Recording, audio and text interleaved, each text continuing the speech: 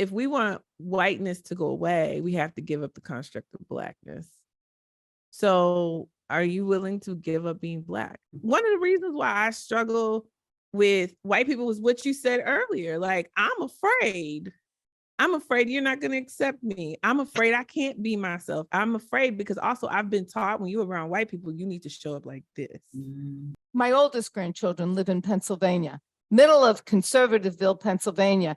They are in a mixed school with lots of different kids. Their good friends are of all different colors. I couldn't be happier to say that, because that's the way it should be. And they don't.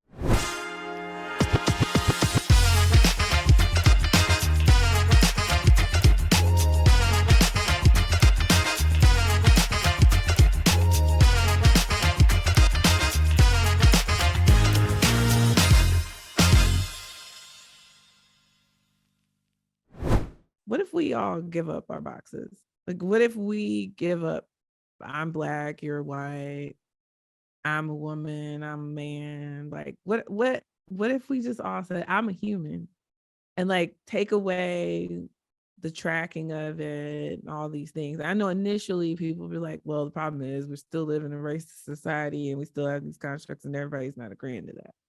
But I was really asking this to Black people, like, because if we want whiteness to go away, we have to give up the construct of Blackness. Whiteness can't exist without Blackness. So are you willing to give up being Black? And the vast majority of Black people are like, I'm not gonna, what? Being Black, right? So there's this whole, pride thing. And I'm just wondering, like, how do we center humanity? That's really where that question comes from. It's like, how do we get away from all the things that we identify with that, we want to gravitate to and try to understand? How do we give that up so that we can identify as humans? So that if I met Randy in the grocery store, I'd be like, oh, hey, even if I didn't know her, or if I'm about to bump into her, we're running, and it's like, oh, hi, good afternoon. And see another human being, see myself in her, no matter where you came from, your experience or whatever. It's just the basic, I see another human, so I see myself. Can I give you an idea about something real quick? Yeah. I would love for this to be easy. And I'm envisioning, people are not just one color. And there really is, if you think of a rainbow, right, you go from blue to purple.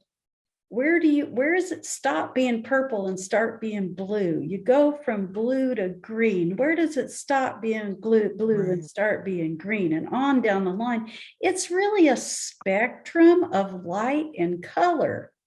But if you're in the middle of yellow, oh, that's yellow. Oh, and you're in the middle of the spectrum and it's red. Oh, that's red. So, but how do we is it possible for where we ever get to appreciate the beauty of the whole spectrum? And we're just somewhere on there in that beautiful rainbow. And I believe that only happens when I can look at you, Marietta, and see myself. When we can get down to the basics of probably every religion that says love your neighbor as you love yourself. Yeah. That is meant to say, when I see Todd, I see myself. When I see Andre, I see myself. It doesn't matter what your life choices are, or whether you're married, single, divorced, whether you're gay, straight, whether you're Black, white, Hispanic, it doesn't even matter what language you speak, because language is a human thing. We all have language. So it didn't even matter that I can't speak your same language, but I should be able to look at you and say, oh, my sister, my brother, my fellow human being. And I should have a basic sense of understanding. I should see you, I should hear you, and I should get that reflected back to me. Do you have that with white women, Felicia? Do you feel you have? Absolutely not. but you But, want it. but how much of that is a function of I'm still a victim of the construct? Like I am still indoctrinated in this. I so want to get away from it though, because Yeah, it hurts. It's I- what's in your back seat still. Yeah, still Yeah. riding with it, tough. Regardless of if I like, my logical brain is like, this is crazy, this is stupid, this is dumb. Like one of the reasons why I struggle with white people was what you said earlier. Like, I'm afraid you're not going to accept me. I'm afraid I can't be myself. I'm afraid because also I've been taught when you're around white people, you need to show up like this. Yeah. Right. And I love to curse. I say all the bad words. I sound like a rapper. All the bad words. So And I do love I. all the bad words. Randy, you wanted to ask a question. Yeah, or share a thought. Yeah. But yeah, I mean, first of all, I curse all the time. I curse like a sailor. And maybe it's a little bit like the black couple coming over to my house thinking I'm going to be this prim and proper white woman, and an assumption. But I think part of what we're talking about is loss, because in order for you to move ahead the way you're talking, Felicia, you have to give up something. Exactly. Earlier, Andre asked a question of Michelle around how does she identify. She's, oh no, I identified as Black. Yeah. And so, you know, and there's all these things that come along with it, right? And Felicia is now talking about, well, let's get rid of these boxes, right? And so I imagine saying that to the people in my network, you know, get rid of your box of being Jewish. And I can tell you the feelings that they would have about that, right?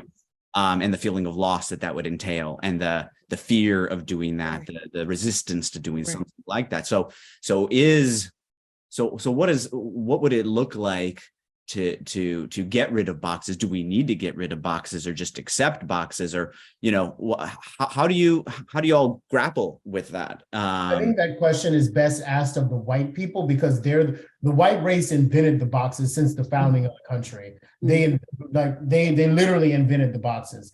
And as I hear everyone speak, I'm hearing politicians, and politicians are invested in the boxes, because that's how they advance their careers to some degree, whether you're liberal or conservative, by keeping us against one another. And boxes, the gerrymandering is all about boxes. And I keep, for those of you, if you've ever seen the first 3 seasons of the television show Weeds, you know the song by Malvina Reynolds, Little Boxes, made a ticky-tacky, and they all look just the same. We're all people, but we, like Felicia said, have created this construct. So is it possible ever, now I don't want to take away from what Todd was offering, but is it possible ever to dismiss the boxes? I think the answer is no, because the white race, the white males have constructed a system where your box matters. And we've all been inculcated since day one in this place that, well, if box A gets something, that means it has to take away from box B. And we're entrenched in that thinking.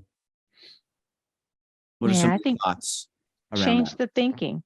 I mean, you'd have to change the narrative, which is darn near impossible. But I think change the narrative. That's the only way. Go ahead, Randy.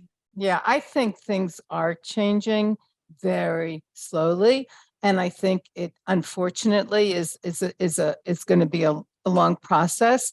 But I think there's going to come a time where communities are going to be so integrated. This is my what I'm imagining, because I'm watching things. I'm watching from where I came from. I was born in 49. Okay. And then I'm watching my grandchildren and their world. My oldest grandchildren live in Pennsylvania, middle of Conservativeville, Pennsylvania. They are in a mixed school with lots of different kids. Their good friends are of all different colors. I couldn't be happier to say that, because that's the way it should be. And they don't think twice about who their friends are. I think that's where the world is heading, you know, compared to my parents who were totally racist. So in 3 generations, I mean, they're dead, they're gone, but in 4 generations, it's really changed. I really believe, and maybe this is the optimist in me, that we're not going to be able to gerrymander and redline and all this stuff, and that it's because everyone's going to be living together. And I can see that my neighborhood's starting to change. I walk around, I'm seeing people of color. This is great. I love it. So, that's the way I feel. Excuse me. No excuses. Like Paul said, we're not afraid of emotion on this show. Yeah, well, what you feel. Yeah. Well, and if we can keep our boxes but celebrate them. In other words, Absolutely. okay, like I said, my grandchildren are part Chinese, part Japanese, part like Heinz 57, whatever I am, and they're celebrating the good things, the joyous things, the exciting things about all of those pieces of their identity.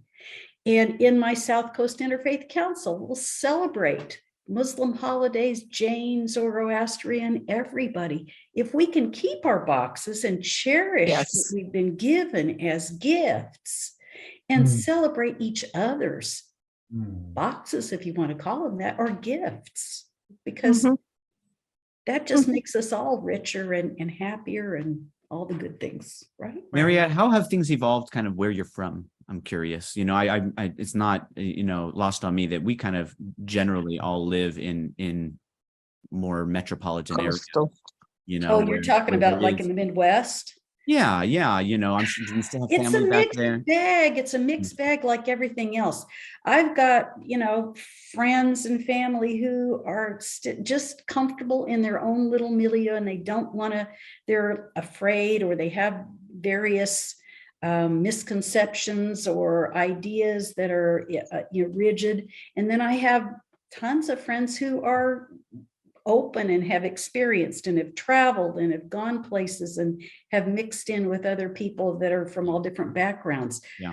So, we tend to stereotype each other no matter what. So you can't really stereotype that area. And it's also, I'll say this too, because it just occurred to me as someone else was talking, things tend to change, but sometimes it's a pendulum. So where things are moving in this direction, and then the equilibrium pulls it back the other way. And I'm hopeful that pendulum will kind of get to a point where we're celebrating our differences. Yeah. It's gonna take a while. Yeah. It's just gonna take a while. Yeah. So with my media company, our goal is to be the catalyst that ends racism through storytelling of the global majority. And so we want to tell a breadth of stories. We want to decenter whiteness in media, and start to change the narrative, start to give people other images, other things to see. And it's a centering of humanity, and not just a centering of this one way of life, this Western way of life. And I think through that, we can get people generationally to be accepting of whatever differences, and that we will prioritize. So my goal before I die is to see humans prioritize humanity over everything, over all the capitalism, socialism, racism, sexism, all the isms. If we could humanity be the first thing that we focus on, I think that will create a world that will bring us together. I think the other thing is, because of the fact that the biggest threat to humanity right now is climate change, like the biggest threat is the earth just overheating and burning us all up. Basically, and that's not having water in a lot of major places with a lot of people. Yeah. And I think if anything, that need to survive, that human needs to survive, is going to be the catalyst that breaks a lot of this BS that we walk around and carry, trying to feed our egos with power struggles and power structures. I think that's going to really break us down. Yeah.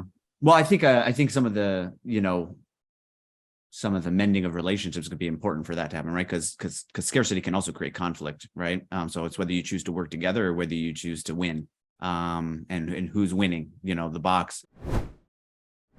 I show up to work and you know, my white woman coworker is like, bye, Felicia. Like, that's a joke and that's funny. And then I have to say, oh, so you're calling me a crackhead? Because I too use humor. Yeah. At work. Friday. And they're like, what? Oh, no, that just hurt. And exactly. You're speaking from this place of ignorance, which most of the time when you offend somebody, you're speaking from a place of ignorance. There's some nugget you picked up, you didn't even question it. Somebody you trusted or somebody you know, your family, cousins, whatever, friends told you this thing and you just believed it. So then you spew out things like towelhead because you're speaking from a place of ignorance. Instead of saying, oh, that human being is in a rush and they're trying to get somewhere. Hey, don't take us both out. Randy, you want to share That's where your grace and your acknowledgement of our human fallibility, our human vulnerability and weakness is so essential, right? But you have to acknowledge it for yourself. Like I have to hold myself accountable. What are you talking about? Because I think there's a movie. There's several of them, but it started off with called Friday, and there's a character in it. Her name is Felicia, and Felicia is a crackhead. Mm-hmm. So she's strung out on crack cocaine, and whenever she would come around, she's looking for money so she can buy drugs. And so they would say, "Bye, Felicia," to dismiss her.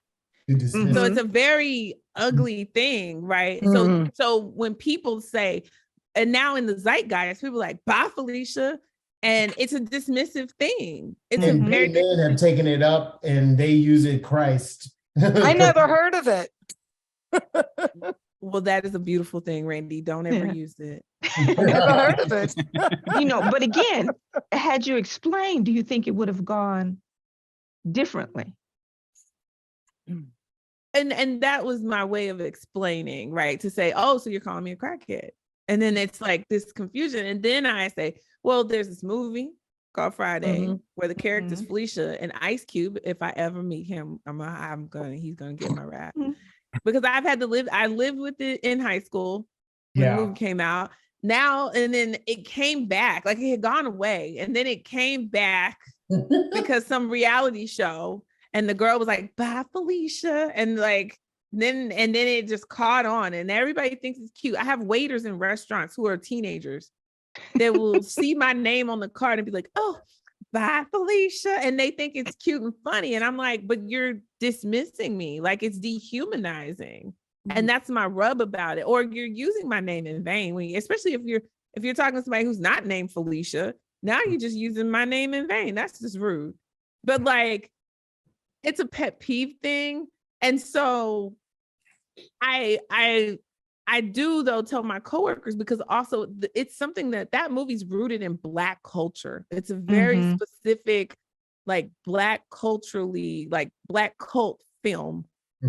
Like people will tell you you're gonna get your Black card snatched if you say you hadn't seen that movie, right?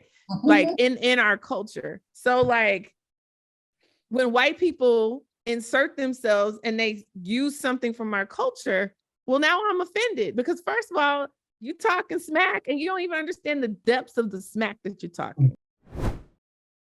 When you think like affirmative action, you know, and you're looking at, you want to build a sisterhood. Well, affirmative action came because, you know, the white males were always at the top of the totem pole, but those who benefited the most from affirmative action were white women. White women. And a lot of people don't know that. It's just, you know, statistically true. So again, it's still, you know, it's hard to be sisters if we're still not viewed, you know, as equal. That's the point I was trying to make. Which also there's consolidated wealth into the white household. Right. Right. So again, this is what I mean by what's in the back seat. It's not just a simple, you know, I'm going to be friends with you. You look at all of these different things. Again, here I am, you know, very high level in corporate America, and no one else looks like me. All of the highest level, they're all men. Every single one is a white male. You know, the owner of the company is a white male. But because I've worked with them and I've allowed them to get to know me, they often come to me and ask for my advice on things. You know, he does. I report in to a president, but he comes to me and asks, well, what do I think about certain things? Because he knows I'm going to be honest. I'm not going to tell you what you want to hear. I'm going to give you my honest opinion. And he respects that. But this is 9 years in. You know, and still there is one woman at a higher level. Then there's me, and she's white. Then there's me. And that's it. So even in this company, there's not a lot of women at a top level, and I am the only Black woman. There are no men, no Black What men. kind of, if you don't mind my asking you, Michelle, what kind of company is it? Because I know there are certain companies, just from the work my husband used to do, that are not like that at all. Does it have anything to do with the are there lots of engineers and That's what I was women thinking. and other Like, people? is who it a have male gone through- dominated industry? Yeah. Yeah. No. So I work in the corporate office. So yes, I deal with a lot of engineers, but when I was doing like the recruitment, you know, as I worked my way up, I hired for everything that you would see in a corporate office. So finance, customer service, what else is a corporate? Marketing, operations. Marketing. Yeah, I hired for everything. So we're people of color applying, and we're women, and, you know, Black and white women applying and not getting in. I mean, I'm trying to understand. Yes, yes. The code word is, I don't think, you know, Randy would be a good fit for this role. Or I don't think Randy would be a good fit with the company culture. And initially it bothered me, but I'm like, okay, I need my job. You know, I've got, 4 kids, got to keep them fed. And then I'm like, you know what? The hell with this. What does that mean? Mhm. Not a good fit. Well, I just, I don't think that they would fit with the culture. What does that mean? What part of the culture do you think they won't fit with? So little by little, I started knocking down those walls. You got to tell me why. Okay. If this person's resume, that's of this complexion and this person's is of this, and they match up, there has to be more to it. Why are they not a good fit? But like we've all said, people tend to bond with people who look like them, who come from the same background as them. And so that's what they were trying to do, is choose. I now have Black female engineers. They'd never had those before.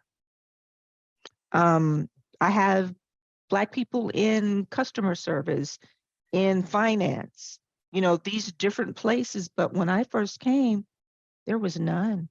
Also, I want to highlight this. It's very possible to interview in a way that makes it prohibitive for people of color to make like, for example, if you are, let's say, a Black single mother and you need to get your kid to school, so scheduling an interview at 8:30 in the morning conflicts with how you need to live your life, right? Because your first priority is your child, getting them breakfast and dressing off to school. So those, and all of that sounds like maybe like, oh, that's just a timing circumstance. But I want you to understand how deep the desire to be subversive in Black lives runs, because no one wants to be called racist. You just want to say, oh, well, they can't make our interview times, or they didn't do well on the personality test. There are all sorts of impediments that are erected so that people who are non-cis white males cannot be successful.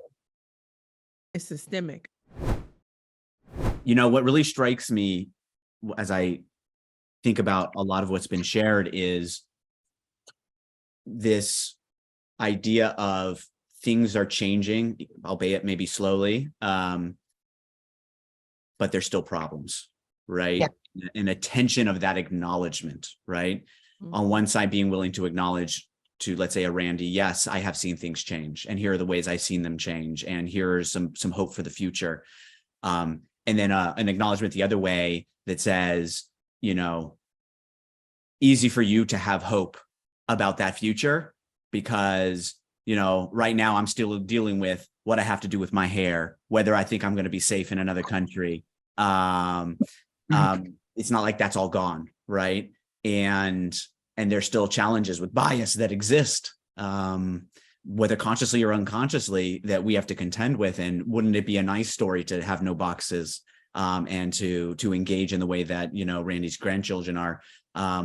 But what happens when the reality of bias still existing hits, right? And I have to deal with it, and I still have to feel that I'm perfect. So I feel like I almost walk away with like there's you know, kind of shared aspiration, right? But like different views on like what the current reality is, right? And it's mixed with hope and with still challenge, right? And being able to say we have the same, you know, agenda generally. But tell me about your experience of what I don't know right now that's still existing. Because all I see is this kind of rosy picture of, I'm not saying, Randy, that you're saying it's all rosy. I know you acknowledge that it's not all rosy, but this rosy picture of what that future is going to look like through my grandchildren. I don't know if that makes any sense, but it's like almost this clash of like views on the same world, but like a similar aspiration.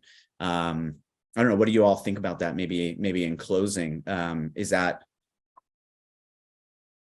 yeah, what do you think about vis-a-vis your experience and your questions, you know, and Felicia, you know, your wonderful words, but yet still the fears that you shared around having more cross-racial relationships. And a caveat to that, think pragmatically about it. Because I love all this "we are the world" language, but let me be real with everyone on this call, since that's my go-to. As long as resources continue to funnel to white households, none of this is going to change. So I love what Felicia said, but I keep seeing an image of the movie Elysium, where you have these elite people living in this illustrious way. Cancer gets cured in 20 minutes.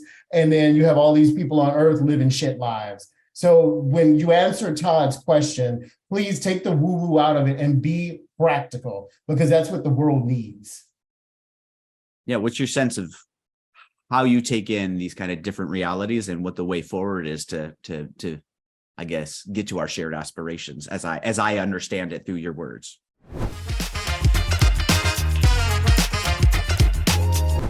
Thank you for watching this episode of Healing Race, and stay with us for a scene from our next video. If you want to see more conversations like the one you just watched, please subscribe to our channel, share this video with friends and family, and like and comment on the video below. If you'd like to be a guest on one of our episodes and have an open, real conversation about race, email us at guests@healingraceshow.com.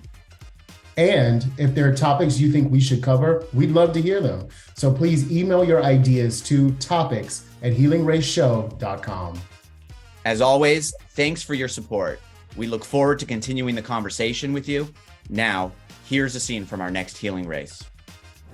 There is just a fundamental lack of understanding that white people are just going to have to get uncomfortable. I don't care if these little kids feel a way in the moment, learning the actual truth of what happened, that there were these people in the past that probably are your ancestors, they're probably your great-great-great-grandfather, that owned your classmates' great-great-great-great-grandmother. Like, so what if you feel bad about it? Who cares if a little kid feels bad about it? Every little kid should feel bad about it because it was shitty. So why are we so concerned to protect little white kids' feelings? That's what's perpetuating racism in the first place. Yeah. Because you're so scared to tell white kids the truth about what happened just a mere not even 150 some years ago. To watch the rest of that episode, go ahead and click the video below me. To see a different compelling Healing Race episode, you can click the video below me. We look forward to seeing you in the next video.